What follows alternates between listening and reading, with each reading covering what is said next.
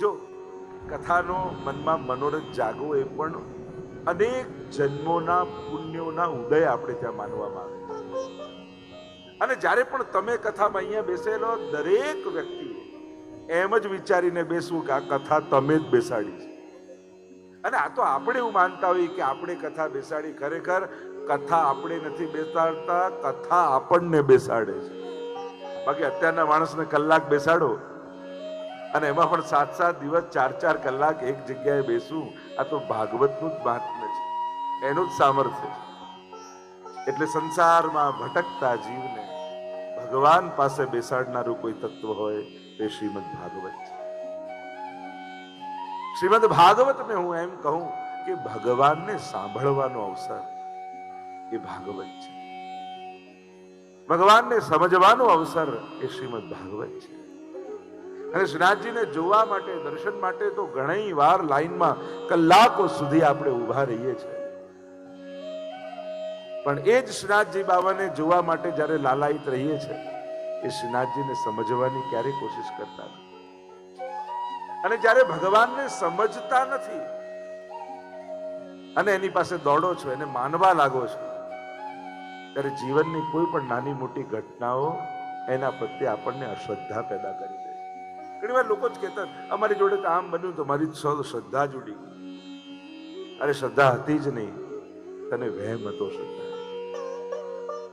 એક વસ્તુ યાદ રાખો, ઘટનાઓ આપણા હાથમાં નથી, પણ અર્થઘટનો ચોક્કસ આપણા હાથમાં છે. ક્યારે શું થશે એ આપણે કંટ્રોલ નથી કરી શકતા, પણ જે થયું એ મારા સારા માટે થયું એવો વિચાર ચોક્કસ કરી શકે. શ્રીમદ ભાગવત જીવનનો દ્રષ્ટિકોણ બદલી દે છે. અને એટલે જ્યારે પણ ભાગવત શરૂ થતું હોય ને, ત્યારે તો હું બધાને કહું કે બધા આજે જ પોતપોતાની સેલ્ફી પાડી લેજો. કારણ કે 7મા દિવસે આ જ ચહેરા, આ જ આંખો, બધું કંઈક જુદું હશે, કંઈક જુદા જ ભાવ મનમાં જાગતા હશે. શ્રાપિત થયેલા જીવને સમર્પણ સુધી પહોંચાડવાનું સામર્થ્ય કોઈનામાં હોય તો શ્રીમદ ભાગવતમાં છે. નહીં તો વિચાર કરો, પરીક્ષિત મહારાજે એવું કયું પુણ્ય કર્યું કે એને ભાગવત મળે? આપણે તો એમ કહીએ કે ભાગ્યોદય ને બહુજન્મ સમર્જિતે, અનેક જન્મોના ભાગ્યનો પુણ્યનો ઉદય થાય ત્યારે ભાગવત મળે. પરીક્ષિત મહારાજે તો પાપ કર્યું, ઋષિનો અપરાધ કર્યો, અને એટલે તો શ્રાપ લાગ્યો, કોઈ પુણ્ય થોડી કર્યું. છતાંય ભાગવત મળ્યું. કારણ એક જ, પાંડવોના વંશ જ છે એટલા માટે. જો ભગવાન ભક્તના વંશની પણ રક્ષા કરતા હોય છે. ભાગવતમાં એક એક કથા અને ગાથાઓને આપણે જોઈશું. આપણને એક સુઅવસર 7 દિવસનો અનેરો મળ્યો છે, અને ખાસ બધાને અનુરોધ કરીશ, સંસારના કાર્યો તો ચાલતા જ રહેવાના છે. આ ભગવાનને જાણવાનો, ભગવાનને સમજવાનો, ભગવાનને પામવાનો આ 7 દિવસનો એક રૂડો અવસર આપણને મળ્યો છે. આની એક ક્ષણ પણ ચૂકતા નહીં તો બહુ મોટું નુકસાન પોતાનું જ કરી લે. માણસ જીવનને સફળ કરવા માટે આખી જિંદગી દોડતો હોય, પણ સફળતા જુદી વાત છે અને જીવનની સાર્થકતા જુદી વાત છે. આંખ સારું અને સ્પષ્ટ જુએ એ આંખની સફળતા, પણ આ આંખ ભગવાનને જોઈ લે, આ આંખની સાર્થકતા છે. જીવાથી સ્પષ્ટ અને સરસ શબ્દોના પ્રયોગ કરો એ વાણીની સફળતા, પણ આ જીવાથી ભગવત નામ નીકળે, આ જીવાની સાર્થકતા છે. આ કાન સ્પષ્ટ સાંભળે એની સાર્થક સફળતા, કે બહુ સ્પષ્ટ સાંભળી રહ્યું છે એની સફળતા છે. પણ આ કર્ણથી ભગવાનની કથા સાંભળી લઈએ એની સાર્થકતા છે. એટલે કે જ્યારે જ્યારે આ ઇન્દ્રિયો આપણા ઉદ્ધારના કારણ બને, ત્યારે માનવું આજે આ ઇન્દ્રિયની સાર્થકતા સિદ્ધ થાય. કારણ કે આ જ ઇન્દ્રિયો નરકના દ્વાર પણ બની શકે છે, અને આ જ ઇન્દ્રિયો ભગવત ધામના દ્વાર પણ બની શકે છે. તાળાની ચાવી એક જ હોય, એનાથી તાળું ખુલે ને એનાથી બંધ થાય. મહત્વનું એ છે કે ફેરવીએ છે કઈ બાજુ. શ્રીમદ ભાગવતમાં 7 દિવસ જ્યારે તમે બેસશો, અને એ ખાતરી હું આપું છું, 7મા દિવસે કથા હું તમારામાં બેસાડી દઈશ. 7 દિવસ તમે કથામાં બેસશો, 7મા દિવસે કથા તમારામાં બેસી જશે. અને જેણે કથાના ઘૂંટડા પી લીધા ને, ભાગવતના તો 5 ફળ કયા છે. તમને એમ થાય કે હવે 7 દિવસ અને 4 કલાક 3 કલાક અહીંયા બેસીએ તો એને બદલામાં અમને મળે શું? આપણે તો તુરંત ફાયદો વિચારનારા લોકો. સાધન કે વસ્તુ મળે એના કરતા સમજણ મળે ને એ મોટો ફાયદો છે. વ્યક્તિ સંજોગોથી અને વસ્તુઓથી સુખી થવાના પ્રયાસ કરે એના કરતા સમજણથી સુખી થવાનો પ્રયાસ કરે ને તો દુનિયામાં એને કોઈ દુખી ન કરી શકે. કારણ કે આપણી તકલીફ એ છે કે જીવન જીવીએ છે સંસારમાં, અનુકૂળ પ્રતિકૂળ અનેક ઘટનાઓ ઘટવાની જ છે. ક્યારે કોઈના જીવનમાં તમે નહીં ઈચ્છો કે મારે સુખ જોઈતું જ નથી તોય આવવાનું, અને તમે એમ ઈચ્છો કે મારે દુઃખ જોઈતું જ નથી તોય આવવાનું. આ તો ચાલતું જ રહેવાનું છે. પણ જો સમજણ સારી રહી તો કે ને, એક સ્ત્રી પરણીને આવીને એને પતિને કહેવા લાગી કે તમે મને સુખી તો કરશો ને. ત્યારે એને કહ્યું, જો તું કહીશ એવું ઘર બાંધી આપીશ, તું કહીશ એવી ગાડી લાવી આપીશ, તું કહીશ એવા તારા દાગીના ને કપડા લાવી આપીશ, પણ સુખી થતા જો તને ન આવડ્યું ને તો તારા સિવાય તને બીજું કોઈ સુખી નહીં કરી શકે. અને એ સુખી થવાની કળા 7 દિવસમાં તમને ભાગવતજી આપશે. ભાગવતને એક વાક્યમાં સમજાવું ને તો દુઃખને દુખી કરવાનું કોઈ સાધન હોય ને એ ભાગવત છે.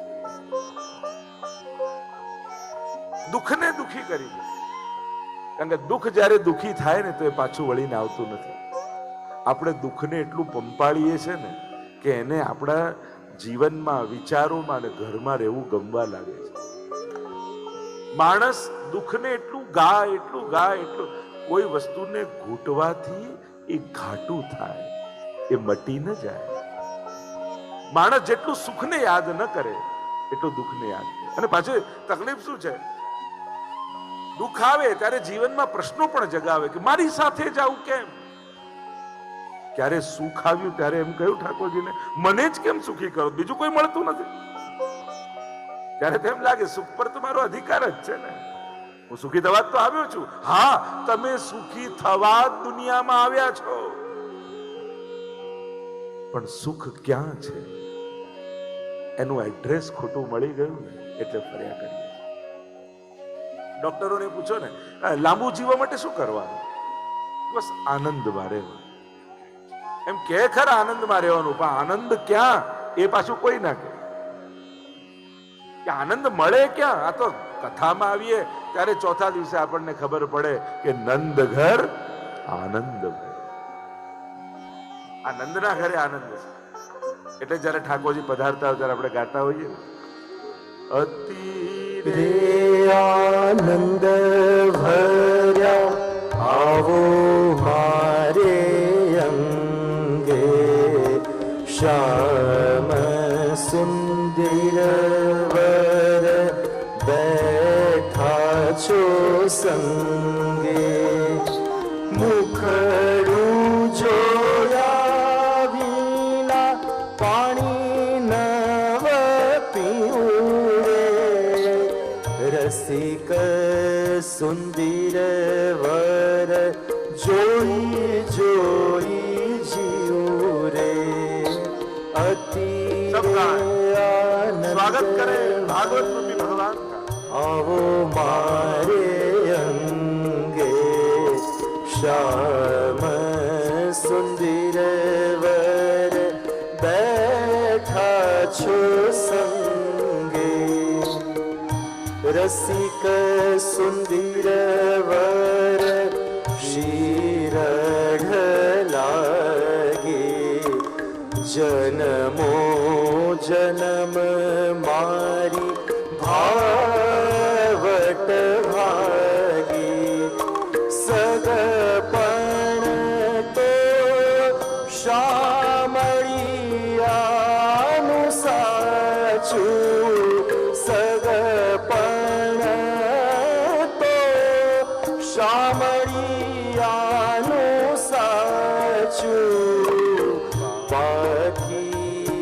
સર્વે દિશે છે કાચું અતિરે આનંદ ભર્યા આવો મારે અંગે શ્યામ સુંદર વર બેઠા છો સંગે.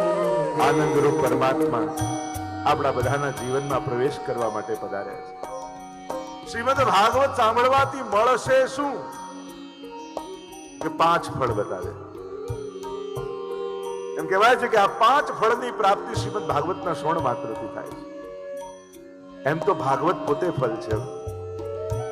અનેક જન્મ જન્માંતરના પૂર્વજોના પુણ્યનો ઉદય થાય ને ત્યારે આપણા પરિવાર થકી ભાગવત સપ્તાહનું આયોજન થતું.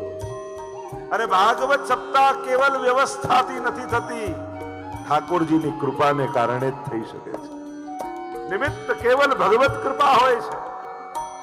સૌથી પહેલા કહ્યું નિસંશયતા. જીવનમાંથી સર્વ શંકાઓનું સમાધાન થઈ જાય. અનેક પ્રકારની શંકા કુશંકાઓ લઈને વ્યક્તિ ફરતો હોય છે. શું ભગવાન હશે? શું આ સૃષ્ટિનું સર્જન ભગવાન કરતા હશે?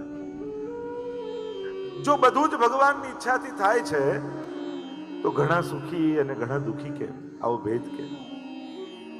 ભગવાને આવો ભેદભાવ કેમ કર્યો? જો બધું જ ભગવાન કરાવે છે તો હું પાપ કરું એ ભગવાને કરાવે ન કહેવાય? આપણે એમ કહીએ કે એક પાંદડું પણ એની ઈચ્છાથી નથી હલતું તો મેં પાપ કરે એ પણ ભગવાને કરાવે કહેવાય? શું ઈશ્વર જેની રોજ હું સેવા કરું છું એ ઠાકોરજી ખરેખર મારી સેવા સ્વીકારતા છે? અનેક અનેક પ્રશ્નો આપણા મનમાં હોય છે. અને જો આ બધા જ પ્રશ્નો તમારા મનમાં હોય તો આ કથા તમારા માટે જ છે. ભાગવતને જો એક વાક્યમાં કહીએ તો પ્રશ્નથી કૃષ્ણ સુધીની યાત્રા એ જ શ્રીમદ ભાગવત છે. જીવનમાં જાગેલા પ્રશ્નોનું સમાધાન સુધીની યાત્રા એ જ ભાગવત છે. શંકાથી શરૂ થાય અને સમર્પણમાં જઈને વિરામ પામે એ જ શ્રીમદ ભાગવત છે. શ્રાપમાંથી સમર્પણ સુધી, આશીર્વાદ સુધી જે લઈ જાય છે એ જ શ્રીમદ ભાગવત છે. સર્વ પહેલું ફળ શંકાઓ જશે, શ્રદ્ધા પેદા થશે. કારણ કે કોઈ પણ ઉત્તર એ સમાધાન ના હોય. કારણ કે દરેક ઉત્તરમાં એક પ્રશ્ન છુપાયેલો છે. શ્રદ્ધા જ સમાધાન આપે છે. જીવનમાં જાગલે શ્રદ્ધાનો ઉદય થઈ જાય. જેને પ્રશ્ન કર્યો છે એમાં જો શ્રદ્ધા હોય એના વચનમાં, જો ને આપણે ત્યાં સુરત એ તો ખાસ સ્થાન છે એ શ્રદ્ધાના પ્રમાણ. પરેની વાર્તા આવે છે. પરેના બેઠકજી બિરાજે છે. ગુસાઈજી પાસે વૈષ્ણવ, અબુધ વૈષ્ણવ, કોઈ બહુ જાણકાર નહીં, કઈ સમજે નહીં ને છેક ગાદી ઉપર ચડી ગયો ને પૂછવા લાગ્યો, મારા ઠાકોરજીનું નામ તો કહો, મારા પ્રભુનું નામ શું? ગુસાઈજી કહું પરે પરે, દૂર જાય, દૂર રહે. આમ ઉપર ગાદીમાં ક્યાં ચડે છે? અને એને થયું કે ગુસાઈજી મારા ઠાકોરજીનું નામ આપી દીધું પરે. પરેનો અર્થ થાય દૂર જા. પણ એને થયું મારા પ્રભુનું નામ મને મળી ગયું. અને હવે તો ભેટિયા શ્રીનાથજી બાબાના અને ઠાકોરજીની પાતલ કરે કુવા ઉપર, એક ઠાકોરજીની કરે, પોતાની કરે, અને પછી કે પરે તું પહેલા આવો, ભોગ લગાવો, પછી હું પ્રસાદ લઈશ. અને જો તું નહીં આરોગે તો હું ભૂખ્યો રહીશ. ઠાકોરજીને થયું વાંક આ વૈષ્ણવનો નથી, એ તો નામ પૂછવા ગયો. વાંક ગુસાઈજીનો નથી, ગાદી પર ચડ્યો એટલે એમણે કહ્યું પરે. પણ જો હું ન ગયો તો મારો વાંક ચોક્કસ. અને પરે નામથી ઠાકોરજી એની નિકટ આવવા લાગ્યા. અને પરેની બેઠકજી વિરાજમાન છે. વાણી પર શ્રદ્ધા. એટલે જ ભાગવતની સફળતા કહ્યું વિશ્વાસો ગુરુ વાક્યેષુ સ્વસ્મિન દીનત્વ ભાવના મનોદોષ જયશ્ચૈવ કથાયામ નિશ્ચલામતિ. ભાગવત ક્યારે સફળ થાય? સૌથી પહેલા કહ્યું વિશ્વાસો ગુરુ વાક્યેષુ. જે કહેવાય રહ્યું છે એના ઉપર પૂરેપૂરો વિશ્વાસ. વ્યક્તિ ઉપર વિશ્વાસ ના આવે તો વાંધો નહીં, પણ શાસ્ત્રો ઉપર ક્યારે અવિશ્વાસ નહીં કરે. સત્ય અસત્ય, ધર્મ અધર્મનો નિર્ણય વ્યક્તિઓના લોજિકથી નહીં, શાસ્ત્ર પ્રમાણથી કરવા જોઈએ. ધર્મ શું છે, અધર્મ શું છે, શું કરાય શું ન કરાય, આનો વિવેક શાસ્ત્રો પાસેથી લે. જ્યારથી હિન્દુ સમાજે પોતાના શાસ્ત્રોને વાંચવાનું બંધ કરી દીધું, ત્યારથી અંધશ્રદ્ધા વધી ગઈ. રોજ નવા ભગવાન પેદા થવા લાગ્યા, રોજ નવો કોઈ પૂજાનો ક્રમ પેદા થવા લાગ્યો. કારણ શાસ્ત્રોથી આપણે દૂર થઈ ગયા. ફરી લોકોને શાસ્ત્રો તરફ લઈ જવા માટે આપણું એક અભિયાન ચાલે છે, ગ્રંથોત્સવના નામ. વિશ્વના ખૂણે ખૂણે લોકોના ઘર ઘર સુધી ગ્રંથો પહોંચાડે. વ્યક્તિઓ છેતરશે પણ શાસ્ત્રો ક્યારે છેતરશે? વ્યક્તિ કદાચ આજે સાચો હોઈ શકે, કાલે કદાચ એ જ વ્યક્તિ ખોટો લાગે. ઘણા મહાપુરુષોની તમે જુઓ, એ સમયે એમ લાગતા કે આ સાચા છે, આપણે જે નિર્ણય લીધા બધા બરાબર છે. એ રાજકીય વ્યક્તિ હોય કે ધાર્મિક વ્યક્તિ હોય, એ સમયે કદાચ સાચા લાગતો, આજે આપણને સાચા ના લાગે. સમય બદલાઈ ગયો છે. વ્યક્તિઓ આજે સાચા હોઈ શકે પણ કાલે કદાચ એ સમય ઉપયોગી ના હોય. પણ શાસ્ત્રો તો ત્રણેય કાળમાં સત્ય છે. શાસ્ત્રોનો આશ્રય કરવો. જેટલા મૂળ ધર્મ ગ્રંથો તરફ સમાજ જશે ને, એટલી એની શ્રદ્ધા મજબૂત થતી જશે. કારણ કે આપણી શ્રદ્ધાના મૂળમાં ચમત્કારો ન હોવા જોઈએ, આપણી શ્રદ્ધાના મૂળમાં જ્ઞાન હોવું જોઈએ. ભારતની સંસ્કૃતિનો પરિચય એના ચમત્કારોથી નથી, એના તત્વ જ્ઞાનથી છે.